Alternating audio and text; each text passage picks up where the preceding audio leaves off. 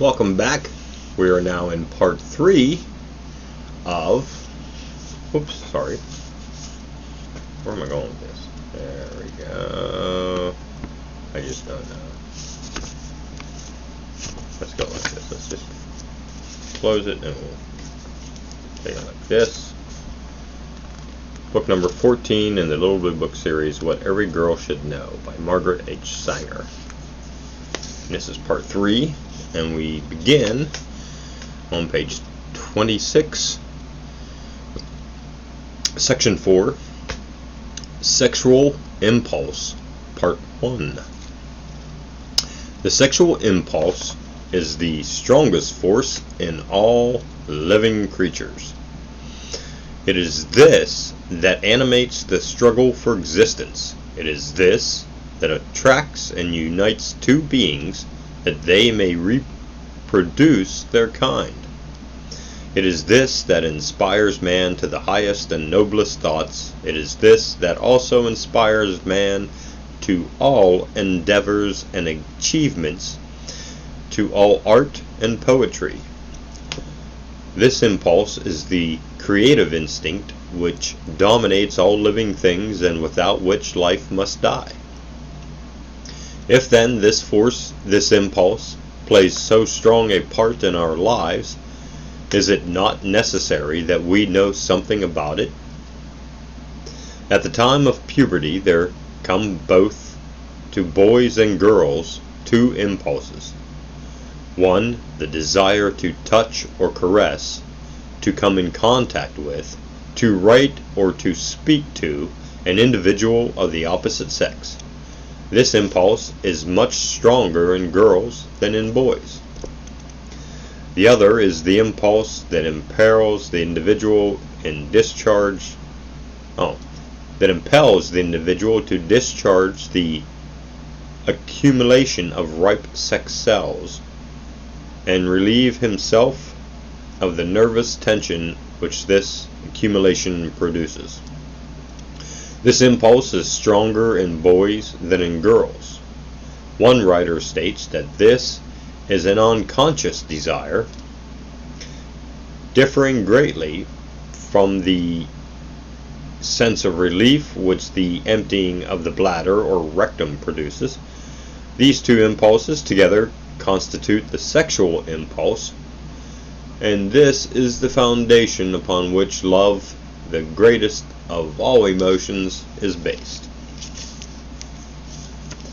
At the time of puberty, the first manifestation of sexual maturity in the girl is the appearance of the menstrual flow. But also at puberty there comes the sexual impulse, which evidences itself during sleep in a filmy substance dropping from the mouth of the uterus.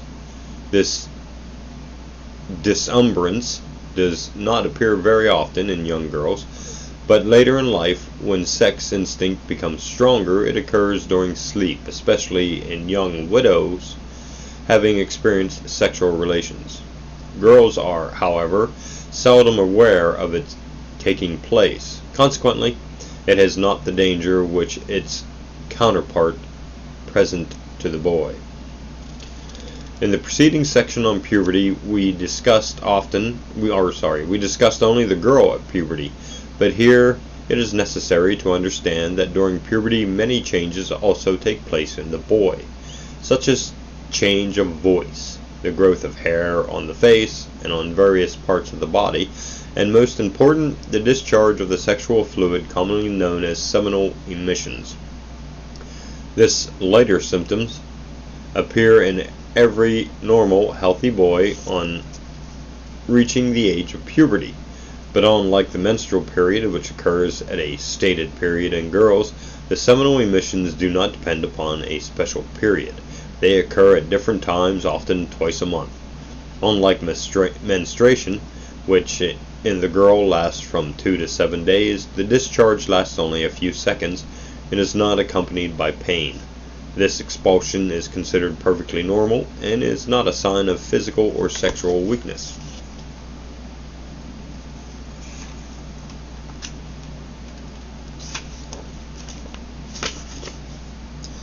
but a sign that there is a surplus accumulation of ripe sex cells, which have come to their full development and overflow. Nature takes care of this and uses all of this life-giving fluid according to the needs of the individual casting off the surplus. It is this symptom that alarms young boys at puberty. It is this overflow which enables quack doctors to play upon the innocent and ignorant boy, telling him that it is an indication of weakness. And it is also this, as the result of telling older boys about it, that leads boys to houses of prostitution. For they are told by their ignorant advisors that they must have sexual relations or endanger their sexual capacity. It is also this overflow which, occurring in sleep, awakens the boy so that he is conscious of it. He is conscious also of a pleasurable sensation which this sense of relief produces, and unless warned against it, he will try at some later time to bring on the relief by friction or mechanical means, which is known as masturbation, often called self-abuse. The age of puberty is one of the periods in an individual's life in which it is easier to acquire this habit, in girls as well as boys, through the accumulation of the determinants. It's a weird word. There is the same nervous tension that exists in boys due to congestion of the now fully developed genital organs. Perhaps slighter in intensity, but it is there and the girl becomes conscious of it. When older girls are told about sex, menstruation, etc., they are often led into the habit of masturbation. Cases have been known where children formed this habit in infancy, almost through the ignorance of nurses or even mothers, who, not aware of the consequences, have kept babies from crying by gently patting or rubbing the sexual parts. It may be caused also by uncleanliness, itching, tight clothing, etc. Weird. When the habit is formed in very small children, it can be exercised in the very presence of the parents, but they, being ignorant of the habit itself or the consequences, interpret the actions as baby ways. Again, the habit is formed upon entering school. It is said no school is free from it, and it is the fact that no institution today is free from pupils who practice masturbation. Coffee break.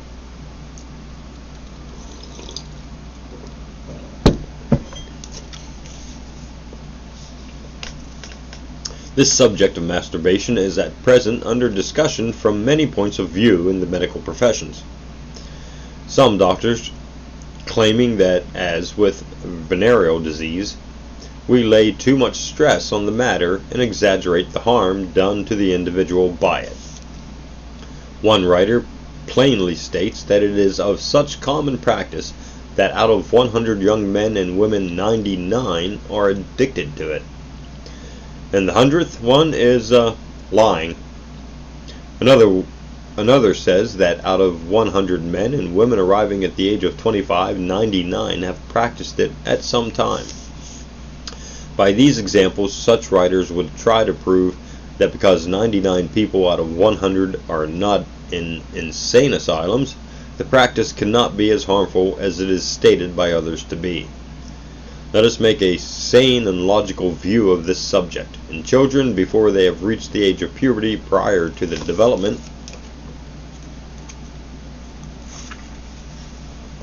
of the sexual organs, it stands to reason that to abuse these organs before they are strong enough to be exercised must weaken them for their natural functions. Again, masturbation, unlike the sexual act, can be practiced individually and at all times and nearly anywhere. This given the individual unlimited opportunity for indulgence and consequently drains and exhausts the system of the vitally necessary for full development. In the boy or girl past puberty, we find one of the most dangerous forms of masturbation, i.e., mental masturbation, which consist of forming mental pictures, thinking of obscene or voluptuous pictures. This form is considered especially harmful to the brain, for the habit becomes so fixed that it is almost impossible to free the thoughts from lustful pictures. Every girl should guard against the man who inadvertently turns a word or sentence into a lustful, or commonly termed smutty, channel, for 9 times out of 10 he is a mental masturbator. Perhaps the greatest physical danger to the chronic masturbator is the inability to perform the sexual act naturally. The strong physical irritants which are used are likely to produce catharial disease of these organs in both sexes, producing such irritating sensations that relief is demanded, and this can be obtained only by repeating the habit, and so it continues. The individual promises himself over and over again, after such exercises, to overcome the habit, but his willpower gradually becomes destroyed, and the impulse continues. He knows and intuitively feels that such practice degrades him and destroys his character. He feels he is also losing control of himself, and also realizes that his health, especially his nervous system, is being undermined. It would not be difficult to fill page after page of heart-rending confessions made by young girls whose lives were blighted by this precarious habit. That's pernicious habit. Always begun so innocently, for even after they have ceased the habit, they find themselves incapable of any relief in the natural act. This causes a nervous and excited condition in the girl, tossing about nervously for hours after.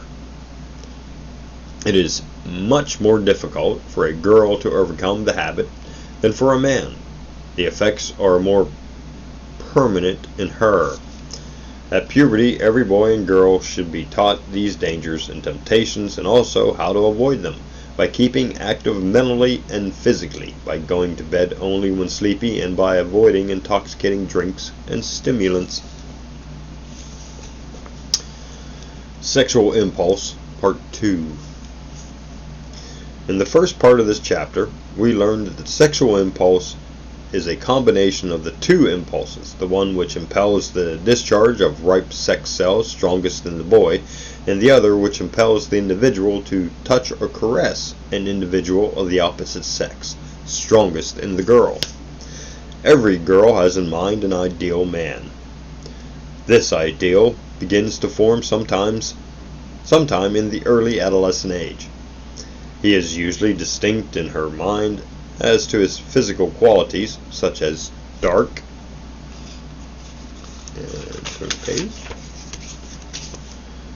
or light hair, or brown or blue eyes. He is always a certain physical type and often remains an ideal to her throughout life. At the time of forming the type, she will be attracted toward many men who seem to answer the ideal type. But as she reads and develops through the various stages of the adolescent period, the ideal changes and grows with her. As she reaches the romantic stage of the ideal must be brave, daring, courteous. If she is inclined toward outdoor sports, he must be athletic. And so it goes on until the 23rd year, when the average girl has a fairly settled idea of the man who would suit her as a mate through life. When the sexual impulse makes itself felt strongest in the adolescent boy and girl, and they, feeling satisfied with the physical beauty and perfection of each other, marry, they are aware that the incentive to love, when based on physical attraction alone, is soon destroyed, for sickness, poverty, or disease will affect even the most seemingly perfect physical attraction. Let us not confuse the sexual impulse with love, for it alone is not love, but merely a necessary quality for the growth of love. Sexual attraction or impulse is the foundation of the beautiful emotion of love. Upon this is built respect, self-control, sympathy, unity of purpose, many common tastes and desires, building up and up until real love unites two individuals as one being, one life. Then it becomes the strongest and purest emotion of which the human soul is capable. There is no doubt that the natural aim of the sexual impulse is the sexual act. Yet when the impulse is strongest and followed by the sexual act without love or any of the relative instincts which go to make up love, the relations are invariably followed by a feeling of disgust. Respect for each other and for oneself is a primary essential to this intimate relation. In plant and animal life, the reproductive cell of the male is the active seeker of the passive female cell, imbued with the instinct to chase and bodily capture the female cell for the purpose of reproduction. This instinct man, as he is today, has inherited, and as with the lower forms of life, the sense of intensely involved. It is kept alive by the sense of sight, sound, and smell, and reaches its highest development through the sense of touch. It is heightened by touching smooth and soft surfaces, which is said to account for the pleasure of kissing. In the early part of this chapter, I spoke of the desire to touch being stronger in girls than in boys. This desire leads a girl to kiss and fondle a man without any conscious desire for the sexual act, whereas the man to be touched and caressed by the girl for whom he has a sexual attraction has stimulated within him the accumulation of sex cells, and the desire for the sexual act becomes paramount in his mind. Many of a young girl, bubbled over with the joy of living, innocent of any serious consequences, is oftentimes misjudged by men on account of these natural actions. But she soon puts on her armor of defense and stifles and represses the outburst of affection. Society, too, condemns the natural expression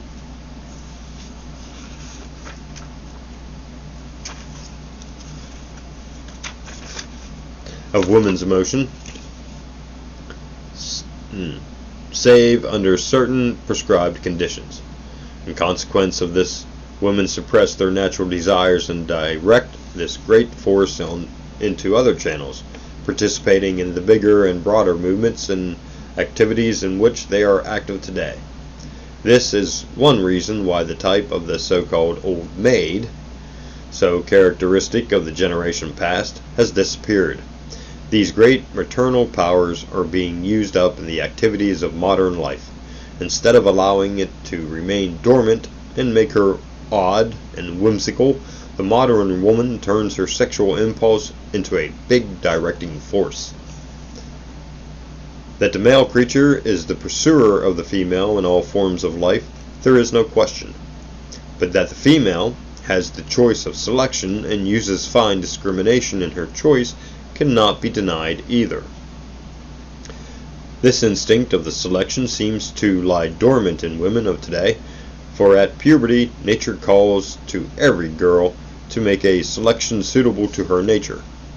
Yet few girls follow this instinct on account of the specter of economic insecurity which looms up before them. Instead of asking themselves, are we mateable and sympathetic, they ask, shall we have enough food, clothing, and shelter? Indeed, girls, this system increases our degradation and places us lower than the animals. All over the civilized world today, girls are being given and taken in marriage with but one purpose in view: to be well supported by the man who takes them. The girl does not concern herself with the man's physical condition, his hereditary taints, and cleanliness of his mind or past life, nor with the future of the race. There will no doubt be a great change in women's attitudes on this subject in the next few years. When women gain their economic freedom, they will cease being playthings and utilities for men, but will assert themselves and choose the fathers of their offspring. As Bernard Shaw tells of her in one of his greatest plays, women will hunt down her ideal in order to produce the supermen. There seems to be a general tendency on the part of the woman who is demanding political freedom to demand sexual freedom also. When a girl reaches the age of nearing 30, her natural development tends towards sexual freedom. It seems as though nature, knowing the time of reproduction is drawing to a close, calls with all the fury of her strength for the woman to complete her development and procreate. It is at this age that physicians claim a woman awakens to the sexual desire, and it is at this age that women seek affection, or gratification with a lover. To such a woman there is nothing to say. She is mature, developed, and can judge for herself where best her happiness lies. But to the young girl at the age of 20 or even younger, immature, mentally undeveloped, there is something to be said, and that is that every physical impulse, every sexual feeling, every lustful desire will come to her whitewashed with the sacred word love. Neither the boy nor the girl knows the difference between the sexual impulse and love. The boy meets a girl, he feels a great attraction.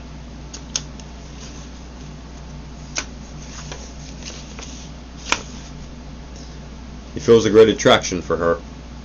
He feels the sexual impulse throbbing within him. He is full of this life-giving current. He feels it throughout his being. He walks lighter and straighter. He feels it in his voice, in his laughter. He grows tender within himself and to women. He feels all this and is sure it is a love that will never die. If there is an attraction on the girl's part, it is no difficulty in persuading her that this feeling is love. But it is not love. It is the creative force or sexual impulse scattered through his being, and the sexual act brings it to a focus. If motherhood comes to the girl through this relation, she has developed, and the experience has enriched her life. But today the girl has an idea that has